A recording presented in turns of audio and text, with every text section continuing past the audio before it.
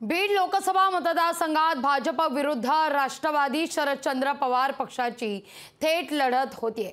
यातच वंचितनेही बीडसाठी आपला उमेदवार रिंगणात उतरवलाय, त्यामुळे इथली निवडणूक देखील प्रतिष्ठेची बनली आहे।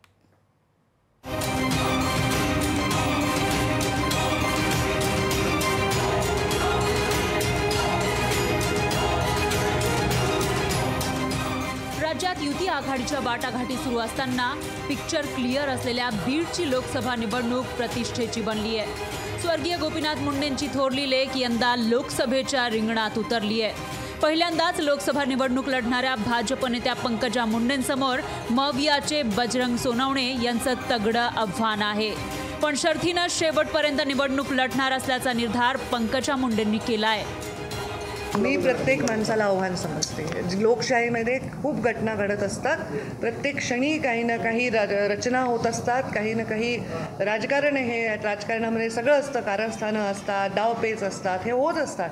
त्यामुळे सजग राहावं लागतं, निवडणुकीमध्ये डोळ्यात तेल घालून काम करावं लागतं। कोणीही व्यक्ती मी कधीही असा कमी समजत नाही की मी रिलॅक्स व्हावं। मी शेवटच्या क्षणापर्यंत तेवढ्याच शर्तीने ही निवडणूक लढणार। पंकजांना महायुतीची उमेदवारी जाहीर झाल्यानंतर मवियाकडून शरद पवारांनी चाचपणी करून अखेर बजरंग सोनवणेंना उमेदवारी दिली।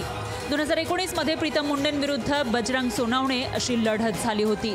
मोदी लाटेतही बजरंग सोनवणेंनी प्रीतम मुंडेंना कडवी झुंज देत तब्बल 5 लाख मतं घेतली होती।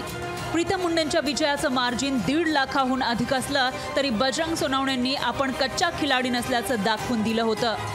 भाऊ धनंजय मुंडे महायुतीत आल्यानं पंकजांची ताकद वाढल्याचं दिसत असलं तरी प्रत्यक्षात शह-काटशहाच्या राजकारणाचीही त्यांना धास्ती आहेच। तर दुसरीकडे वंचितचा उमेदवार रिंगणात असल्यानं बजरंग सोनवणेंना ही निवडणूक सोपी नाहीये।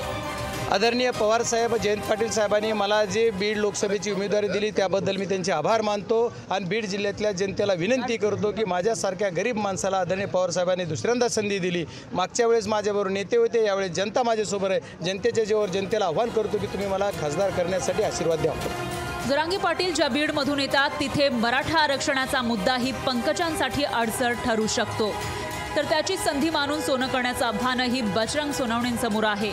त्यामुळेच की काय आधीच प्रचारादरम्यान मराठा समाजाच्या रोषाला सामोरं जावं लागणाऱ्या पंकजांसाठी बीड ते दिल्लीचा महामार्ग म्हणावा तितका सोपा नाही। विकास माने, लोकशाही मराठी, बीड।